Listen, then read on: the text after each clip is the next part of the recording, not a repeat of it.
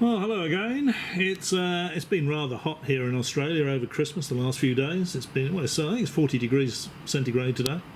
I don't know what that is in real money, but yeah, the last 3 days the blooming evap aircon wasn't working. It sprung a leak, and I had a look at it, and yeah, I had to get some evap pads for it as well, because it was there were holes in the evap pads, and yeah, it was just a mess really. Anyway, it's all good now, so I'm sitting here in this nice air condition, nice and cool in here now with the evap aircon running. You might be able to hear it running in the background, but I digress. This is from the Apollo Defectives 9, and this bunch here that consider themselves experts. I've actually heard Marcus Allen referred to as an Apollo expert.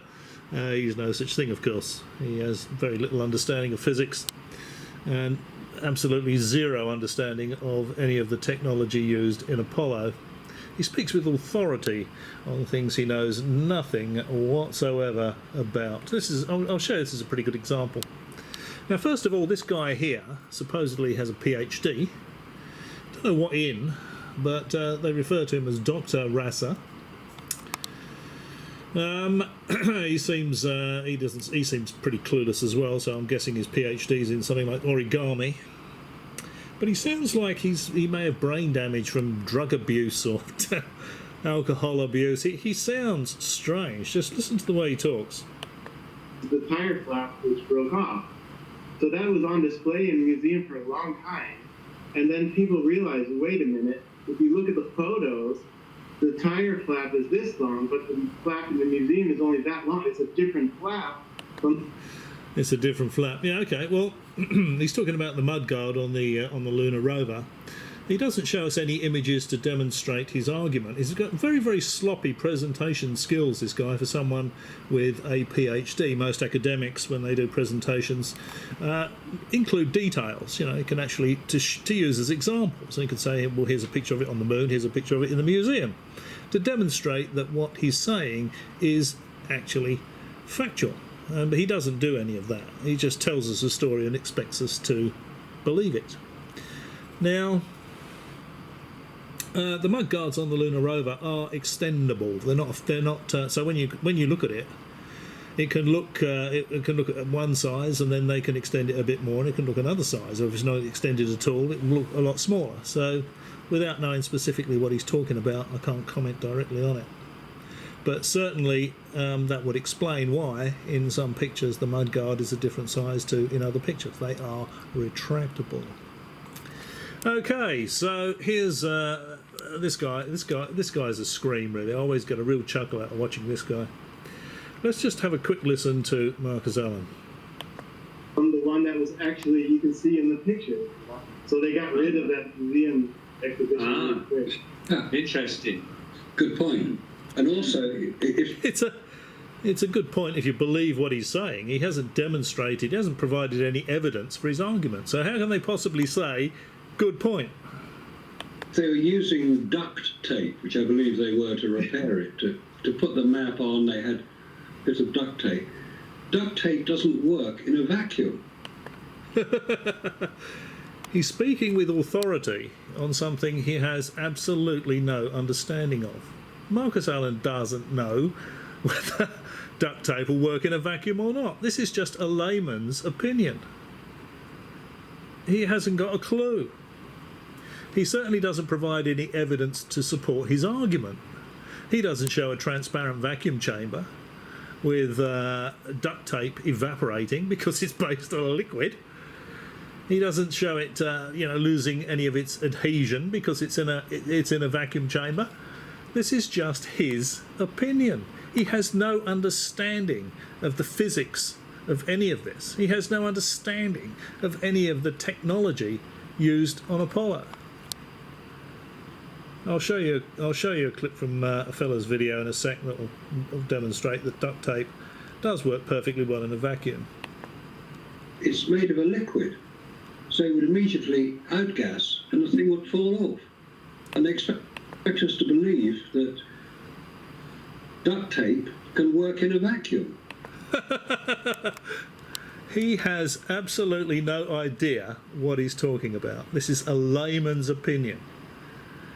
Duct tape is made of a liquid. It would outgas in a vacuum, okay? It would evaporate, basically, in a vacuum. Marcus Allen is completely and utterly clueless. All right, well, let's have a look at some duct tape, and let's have a look at some other fella's clip showing duct tape in a vacuum. Okay, well, there is some duct tape.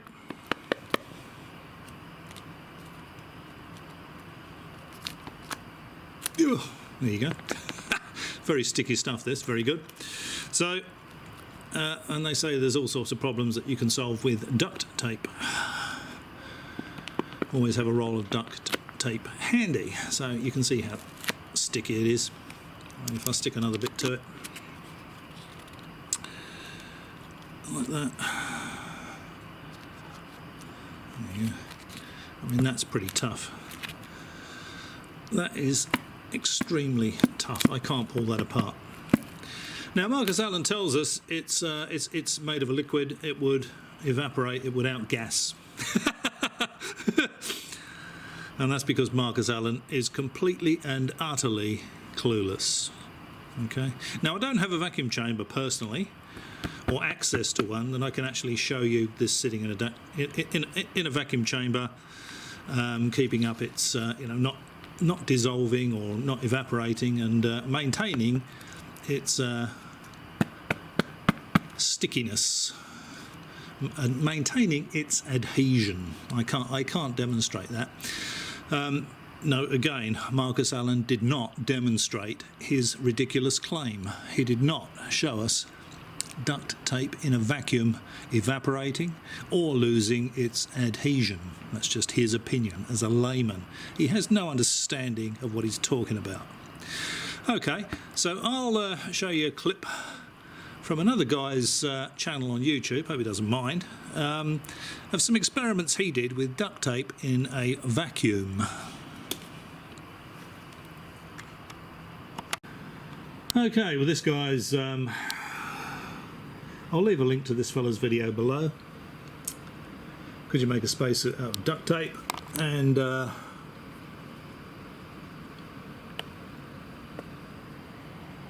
this is from a channel called The Action Lab. I'll only show a bit of this, hope he doesn't mind. I'll leave a link to the video below, and credit to him for this information. So, this clip. So here we go. He's got a rubber glove, one of those sort of washing up gloves, and he's wrapped some duct tape around it. And now he's going to suck all the air out of his vacuum chamber and show us what happens. Now, bear in mind, of course, that Marcus Allen does not do any such demonstration. He just gives a layman's opinion and expects you to believe it. Whereas this guy is trying some experiments and he's showing us, how he's doing his experiment and the results he gets. So let's just have a look at this. But the Apollo defectives are famous for that. They'll just tell you something and expect you to believe it. Instead of having it exposed to the hole, I just tied off the end of the glove and put it in the vacuum chamber. So basically we can check if the glove doesn't explode at full vacuum, that means it would work in space. Okay. Yeah, okay. So what he's saying is that it's got some air trapped in the rubber in the rubber glove at ordinary atmospheric pressure, 14 pounds per square inch, I think it is on Earth, something like that. So there's some air trapped in the rubber glove. He's wrapped duct tape round the rubber glove, and he's going to suck all the air out of his vacuum chamber and see what happens. Okay, duct tape glove in a vacuum chamber. 3, 2, 1.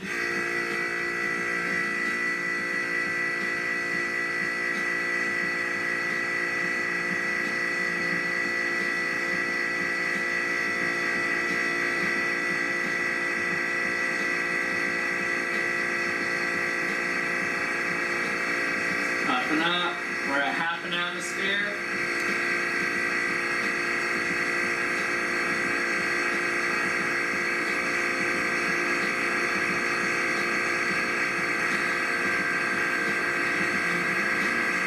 .4 atmospheres. We're at 0.2 atmospheres.